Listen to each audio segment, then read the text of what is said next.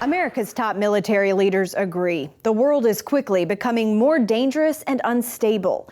Defense analysts worry that new reality is not reflected in the proposed 2023 defense budget. If the budget isn't keeping pace with inflation, if it's not keeping pace with the demand for real world assets and real world potential combat scenarios, then we're always going to be behind. President Biden's overall budget proposal includes $813 billion in national defense spending, up $31 billion from the previous year. It was put together, though, before Russia invaded Ukraine, and with an assumption that inflation would drop to about 2.5%. That's considered unlikely, with numbers currently sitting at just over 8%. So I think that our military establishment has just really lost its way, and there isn't an appreciation for what real war against a peer competitor, where we're operating thousands of miles from home at a disadvantage to whoever the enemy is that's operating at home. And we're seeing these unfortunate realities play out in these budgets and lack of capacity and shrinking of the force. We base our decisions on the size of the stockpile on our requirements.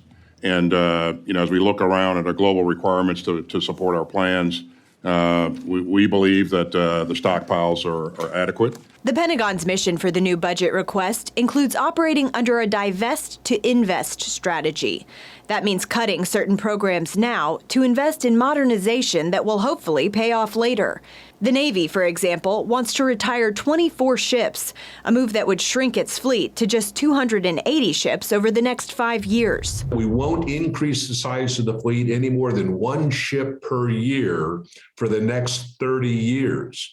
They won't get to their objective fleet of 355 ships until the year 2050. Representative Elaine Luria fears that strategy compromises the ability to respond to the threats of today, specifically China.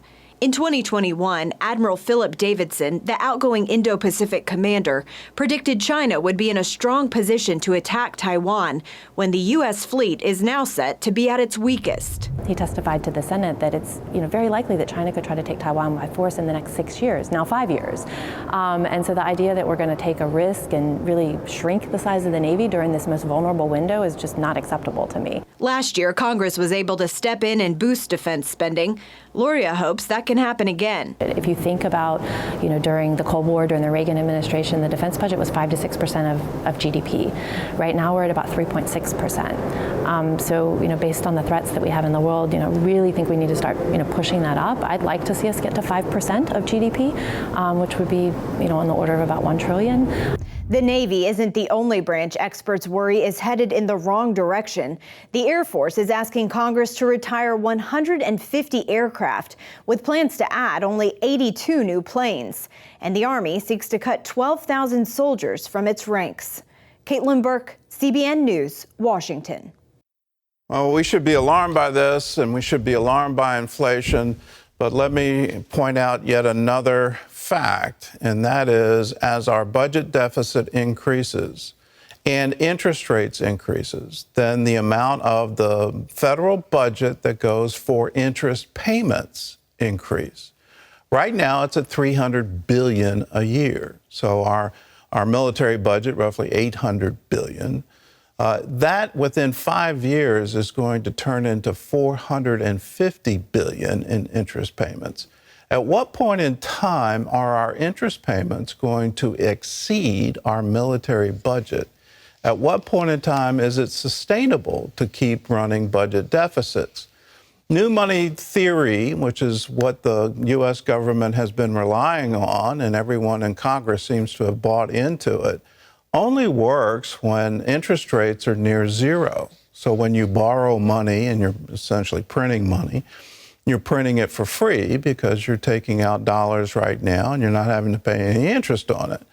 When interest rates go up, and that's what the Federal Reserve has said, they're probably going to increase it a full 1.5% over just the next 9 months. When you start talking $30 trillion or $2 trillion a year in deficits, those interest payments really start to add up. And are we taking ourselves over a cliff and not even realize what we're doing?